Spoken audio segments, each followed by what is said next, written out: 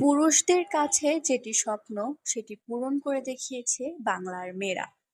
প্রথমবারের মতো নারী এশিয়ান কাপ খেলেছে বাংলাদেশের নারী ফুটবল দল।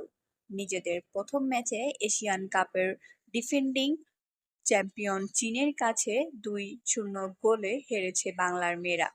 ম্যাচের ফলাফলে হারলেও মাঠের খেলায় অন্য বার্তা দিয়েছে বাংলাদেশ দল।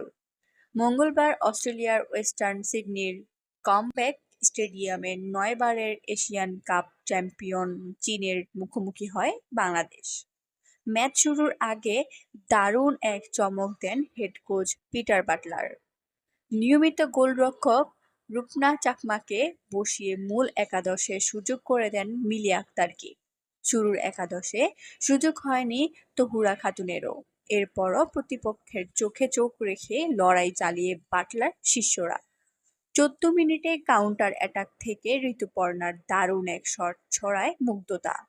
এর ঠিক ৮ মিনিট পর বাংলাদেশের জালে চীন বল পাঠালেও ভিএআরে তা বাতিল করেন রেফারি। প্রথমার্ধের শেষ দিকে ওলটপালট হয়ে যায় লাল সবুজদের রণকৌশল। ৪৪ মিনিটে দূরপাল্লার শটে ডেডলক ভাঙেন ওয়াং শুয়াং।